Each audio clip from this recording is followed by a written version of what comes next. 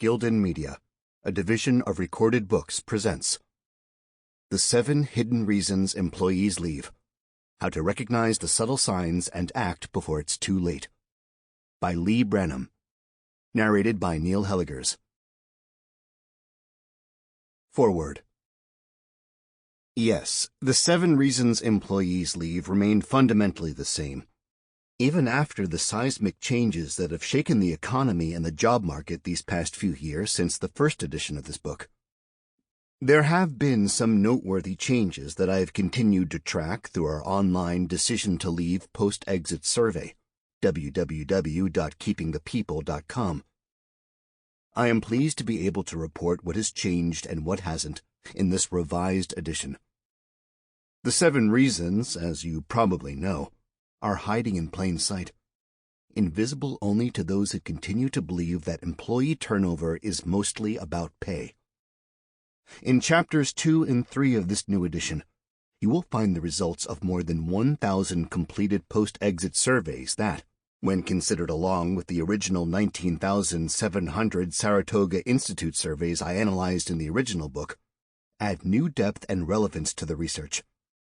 The new findings reveal answers to new questions, such as, was there a triggering event? How long did it take until you actually left? What could your employer have done to make you want to change your mind and stay? And, did you look for another job while still employed? The response percentages and frank comments may surprise you. Chapter 1. Why care about why they leave? The greatest obstacle to discovery is not ignorance, it is the illusion of knowledge. Daniel Borston. It was almost 6 weeks since Anna had resigned her position with her former employer, but it was obvious that strong feelings were still stirring inside her. I was thrown into the job with no training. I asked for some one-on-one time with my manager to go over the project inside out, but he never had the time. I sensed he didn't really know enough to be able to thoroughly brief me anyway. When I got feedback that certain work wasn't acceptable, he wouldn't be specific about how to correct it in the future. He actually enjoyed intimidating people, and he had a terrible temper. He would ask me a question, and if I didn't know the answer, he would make fun of me in front of my coworkers. As it turns out, he wasn't following the right work procedures himself. Later, when I was working way below my skill set, I was told they weren't ready to give me a promotion even though I had mastered everything. Finally, when I resigned, they didn't seem interested in why I was leaving. There was no exit interview. They never listened to me when I was there, and they certainly didn't care to listen when I left. Anna went on to say that she loved her management position with her new employer. I'm still doing what I love to do, but in a much more professional environment. There's open communication and no game playing. I know where I stand with them at all times. One more thing. Anna went on to mention that she had hired away a talented colleague from her former company. In the post-exit interviews I do for client companies with employees they regretted losing, these are the kinds of stories I hear. I know there are 2 sides to every story and that Anna's former manager might tell it differently. But I also know that there is truth in Anna's story, and in all the stories I hear. More truth than many were willing to tell their former employers when they checked out on their last day of employment. The good news is that some companies do wake up and realize it's not too late to start listening to both former and current employees. Some grow alarmed at the sudden departure of highly valued workers who leave over the course of a few weeks. Others become concerned about protecting their reputation as a desirable place to work, and most simply want to make sure they have the talent they need to achieve their business objectives. Why many managers don't care. The fact is that many managers and even senior executives simply don't care about why their employees are leaving. Their attitude seems to be, if you don't like it, don't let the door hit you in the backside on your way out. If this sounds familiar, it should, because it describes the prevailing mindset of most managers in American companies today. Most are overworked, and many are frustrated by their inability to meet the demands of the current workforce, much less do exit interviews. And, increasingly, human resource departments are so understaffed that they have little time to do more than ask departing employees to complete perfunctory exit surveys on their last day. You care about preventing turnover, or else you wouldn't be listening to this book. So why do you care? Why even take the time and effort to uncover the real reasons employees leave? It would be much easier just to accept what most employees say in exit interviews. You know the usual answers. More money, better opportunity. There are many ways to rationalize the loss of talent. Who has time to stop and wonder why they left anyway? They're gone. They didn't want to be here, so why worry about what they think? They were probably just disgruntled or had the wrong attitude or just didn't fit. We can't expect to retain everybody we hire. There's nobody that isn't replaceable. Let's just get on with finding a replacement. Of course, we cannot hope to keep all our valued talent. But good managers care enough to try to understand why good people leave, especially when the departure could have been prevented. There will always be managers who are too preoccupied, self-focused, or insensitive to notice the signs that employees are becoming disengaged and too uncaring, complacent, blaming, in denial, insecure, or ego-defensive to find out the real reasons they left. They too readily accept turnover as a cost of doing business. They are too willing to believe the superficial reasons for leaving that employees give in exit interviews. Why? Psychologists call it motivated blindness. They cannot handle the truth that the real reason the employee left may be linked to their own behavior. These managers are actually choosing not to see, hear, or speak the evil that plagues them. As Brad, another employee, told me during an exit interview, it seems like most managers just don't care enough to go to any effort to retain good people. But many managers do care enough to coach, train, develop, and keep their direct reports engaged. Now, what we need are more organizations that make heroes of these managers, not just by praising them, but also by measuring their contributions and rewarding them with serious money.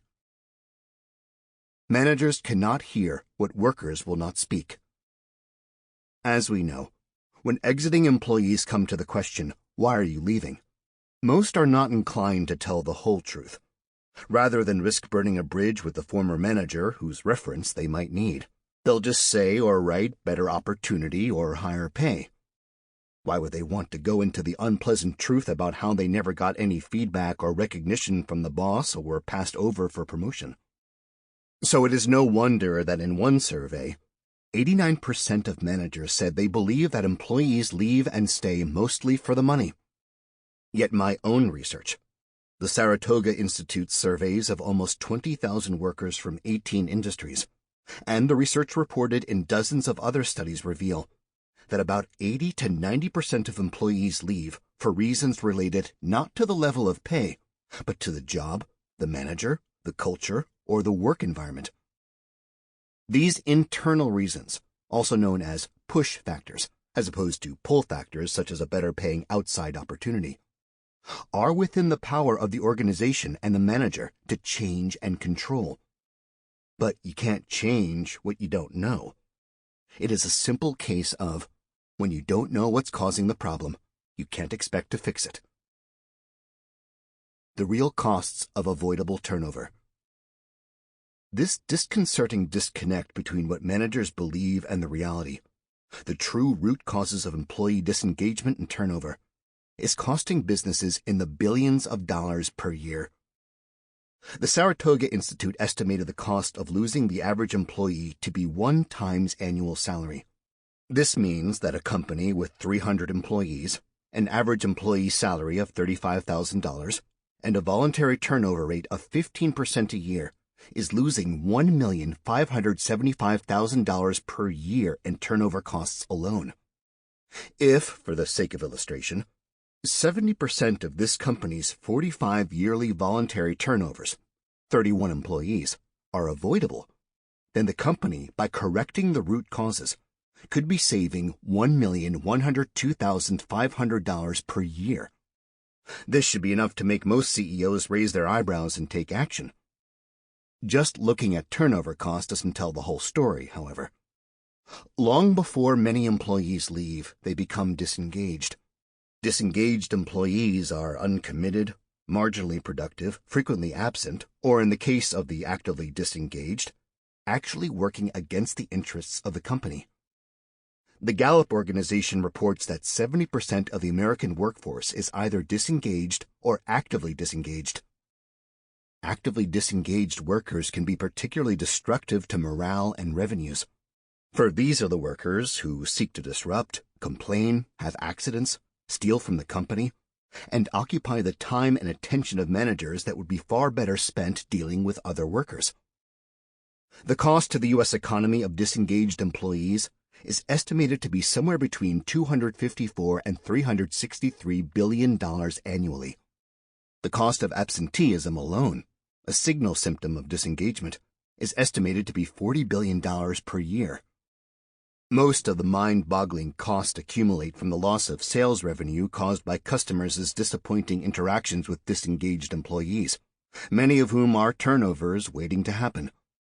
Simply put, employee disengagement creates customer disengagement, and employee defections create customer defections. Breaking it down further, Gallup found that top quartile workgroups on employee engagement surveys have 12% higher customer metrics, 18% higher productivity, 16% higher profitability, 37% lower absenteeism, 25% lower turnover in low-turnover organizations, 49% lower turnover in high-turnover organizations, 27% less theft, 49% fewer safety incidents, 41% fewer patient safety incidents, 60% fewer quality incidents, defects. So the best reason to be concerned about understanding the root causes of voluntary employee turnover and disengagement is an economic one. It's not about being nice to employees just to be nice, although civility is a standard of behavior to be prized in itself. It's about taking care of employees so that they will then feel good about taking care of customers. The good news is that engaged employees actually create happy customers. So, if we can commit to correctly identifying the root causes of employee disengagement, and if we can address these root causes with on-target solutions that increase the engagement of our workers, we will see tangible results in the form of reduced turnover costs and increased revenues.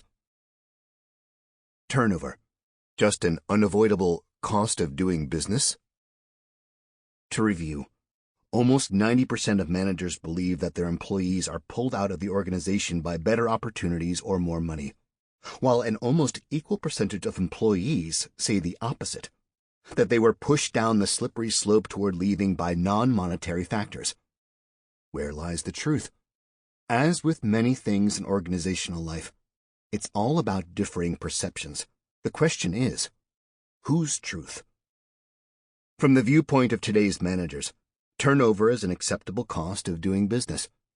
You've heard them say, people come and people go.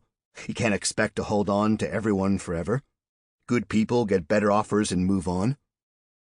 There is a healthy realism in all these statements. Recent history. When the tide turns, mindsets must change. Let's also not forget that many of today's managers joined the managerial ranks in the 1980s and early 1990s, when there were always more baby boomers to take the place of employees who quit. Ever since the first boomers entered the workforce in 1968, the labor supply has always exceeded the demand. Then, in 1995, there came a tipping point. For the first time in recent memory, the number of jobs started to exceed the supply of workers. The war for talent had begun. For the next 6 years, the war raged as companies made liberal use of signing bonuses and stock options to attract new employees. Some organizations vied to become employers of choice by offering everything from concierge services to massages to take-home meals, even letting their employees bring their pets to work. Employees had moved into the driver's seat. Yet a 1998 survey reported that, although 75% of executives said that employee retention was one of their top 3 business priorities, only 15% had any plan in place to reduce turnover. It was apparent by their failure to act that the majority of managers and executives were stubbornly hanging on to the mindset that had served them so well in their formative years. Turnover is acceptable as a cost of doing business. Those who held on to this mindset soon found themselves competing for talent and losing to a minority of companies whose mindset, every turnover is a disappointing loss to be analyzed, was very different, reflecting the same attitude about losing a valued employee that they would have had about losing a valued customer. Many of these companies were located in the Silicon Valley, where the war for talent was fiercest. These companies formed the vanguard of employers who believed that their people came first, built cultures of mutual commitment, lowered their tolerance for bad managers, and came up with clever and innovative best practices for keeping and engaging talent. They were companies like Southwest Airlines, SAS Institute, MBNA, Edward Jones, Sun Microsystems, Synovus Financial, and Harley-Davidson, among many others. They were in the minority, as the best always are. Then came the economic slowdown of 2001, when employees began tree-hugging their jobs and when replacements for those who quit most jobs were plentiful again. CEOs began high-fiving one another in celebration of the fact that the war for talent was over. Employers had moved back into the driver's seat. One Fortune column featured the headline, "The war for talent is over. Talent lost." Once again, it seemed entirely appropriate that managers and executives would readopt that comfortable old belief that turnover is acceptable as a cost of doing business. We had a few good years before the crash and the return of the war for talent. But with the financial collapse of 2008, the unemployment rate topped 10%, and once again, the job market turned in the favor of employers. Both managers and employees began adopting the "you're lucky to have a job" mindset. Many employees stayed longer with employers than they would have preferred, swallowed their frustration, and put up with mistreatment. But their restlessness and fatigue have increased along with their workloads. Many high performers, up to 25% in one study, are ready to bolt. It is understandable that managers' mindsets about human capital change as the job market changes. It is also easy to see why managers are less worried about employee turnover when there are plenty of unemployed or underemployed job seekers from whom to choose. And when managers are not as worried about employees leaving, they are also not as likely to be concerned about why they are leaving. But as forward-thinking companies look ahead at the next several years, their leaders know they must do everything they can to coach and train their managers in how to engage, re-engage, and keep re-engaging talented people. Unfortunately, such leaders are in the minority. A study commissioned in 2011 found that, even though 90% of senior leaders said employee engagement impacts business success, 75% had no engagement plan or strategy. In our 2010 book, Re-Engage, Mark Hirschfeld and I reported that the employee engagement survey scores of 2/3 of companies participating in Best Places to Work competitions nationwide declined during the weeks and months following the crash of 2008. The interesting thing to us was that 1/3 of participating employers saw their engagement scores go up after the meltdown. As we describe in Re-Engage, these employers know that memories last longer than recessions, and they have redoubled their efforts to take special care of their workforces in tough times. But what's going to happen when the economy improves again to the point where the rate of job creation revs up, just as 75 million boomers start retiring in greater numbers, and the 45 million job-seeking Generation Xers are too few to fill the available jobs? As this scenario plays out, the war for talent will rage again. Employers of choice will once again fight tooth and nail for available talent, and those that lose will not survive as business entities. This means that no manager can afford to maintain an outdated attitude about turnover. Competitive managers will need to shed the replacement mindset and adopt a retention mindset, which holds that every voluntary avoidable employee defection is a disappointment to be analyzed, learned from, and corrected where possible. Maintaining that mindset means that managers cannot assume they know why employees quit. They cannot assume it was for better pay or better opportunity, although in many cases it may be. Managers and senior executives need to know the truth about why they have lost valued talent, and they need to accept the truth that maybe it was something they did or didn't do that pushed the employee out the door. What about HR's role in exit interviewing? Some managers may say, what about the human resources department? Isn't it their responsibility to do the exit interviews, analyze the data, and report on the reasons employees leave? Traditionally, these have been the responsibilities of human resource departments.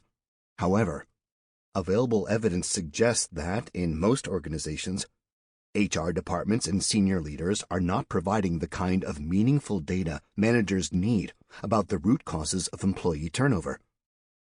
A comprehensive study by the Saratoga Institute found that, although 95% of organizations say they conduct exit interviews, only 32% report the data to managers, and only 30% follow up with some kind of action. 42% of HR departments surveyed admitted that their exit interview programs were not effective. Many companies have concluded in recent years that the best way to understand the true causes of employee turnover is to have a third party contact the departed employee after the employee has left the company.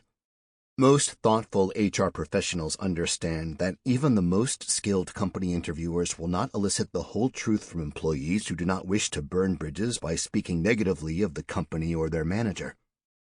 HR professionals can play an important role by making sure that post-exit interviews or surveys are done, by linking exit data with engagement survey data, by reporting findings to management, and by partnering with all managers to provide needed resources to ensure that corrective actions are taken. What must not happen is for managers to foist off on HR their own responsibility for keeping and engaging valued talent. HR is their partner in this process, but it should not be the sole accountable party. The key is that the entire organization, beginning with the senior management team, has to adopt a new mindset about talent. We have seen that the old replacement mindset results in superficial understanding of employee turnover, leading to spiraling wage wars and the borrowing of other companies' practices, usually tangible but off-target quick fixes, that may not be the right medicine for the kind of headache the next war for talent will bring. Chapter 2. How they disengage and quit. Some quit and leave. Others quit and stay. Anonymous. Before I introduce the main reasons employees disengage, it is essential that we understand the dynamics of how they go through the disengagement process. Understanding the unfolding nature of employee disengagement helps us see how we can interrupt the process and salvage key talent at any of the several steps down the decision staircase. The first thing to realize is that employee turnover is not a single event. It is really a process of disengagement that can take days, weeks, months, or even years until the actual decision to leave arrives, if it ever does. Here's what David, an accountant, told me 3 weeks after resigning. On my very first day, I started thinking of leaving. I was given an assignment, and I realized very quickly that I was not going to receive any mentoring or support. For Dave, it was all downhill from there, even though several months elapsed before he resigned. The first day was the turning point. There are actually several sequential and predictable steps that can unfold in the employee's journey from disengagement to leaving.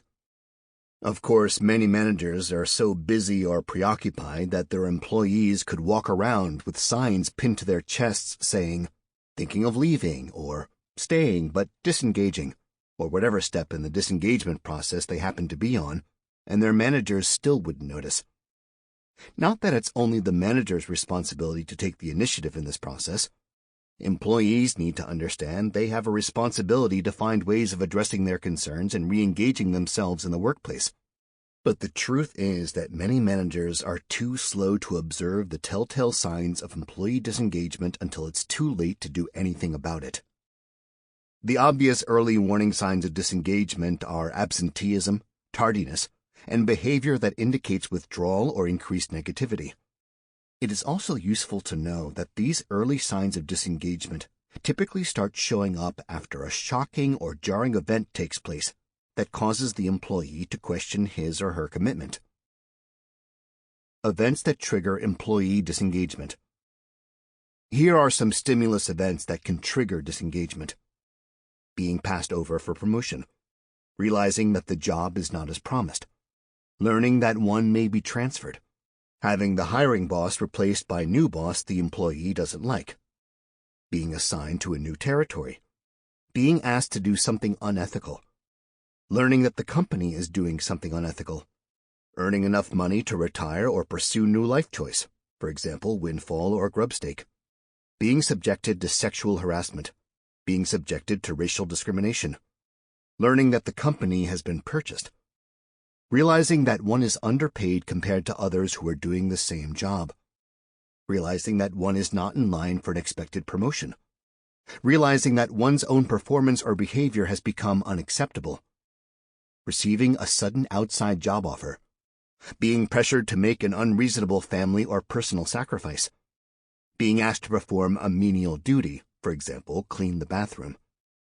being subjected to a petty and unreasonable enforcement of authority, being denied a request for family leave, being denied a request for transfer, having a close colleague quit or be terminated, disagreeing with the boss, having a conflict with a coworker, receiving an unexpectedly low performance rating, receiving a small or no pay increase.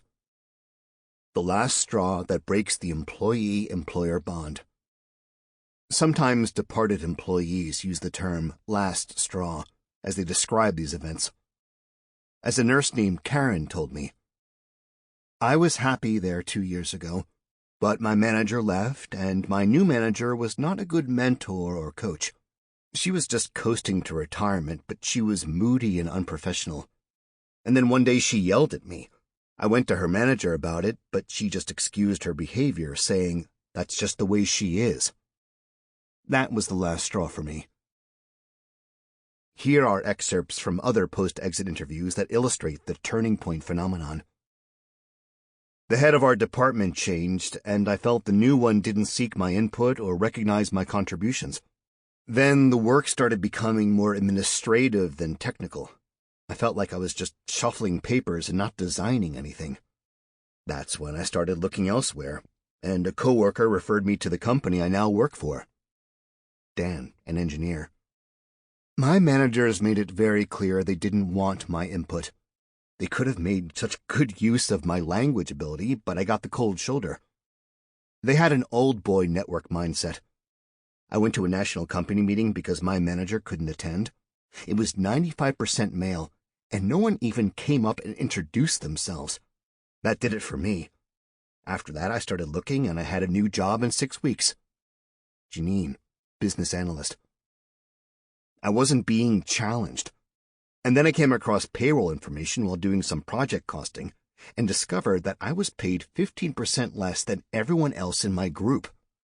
That was the turning point." John, financial analyst. "I had a degree from a prestigious university, and my manager would take pot shots at me in front of others. Then he started giving me menial work to do, like taking things to mail and FedEx. He would say, 'It's more cost-effective for you to do this than for me to do it.' I started looking for a job after only 3 months on the job." Pamela, technical writer. Here is a sampling of the comments from our Decision to Leave website, www.keepingthepeople.com, survey, in which employees described the last straw, starting with comments about respondents' immediate managers. "Being told that my best skills, organization and time management, were the ones I needed to work on. When my boss unfairly required me to arrange doctor's appointments on evenings and weekends. Promotion denied, Found out that the boss did not even show up to the meeting to discuss it. My employer didn't want to offend two inefficient coworkers, tried to be a buddy. Sample complete. Ready to continue?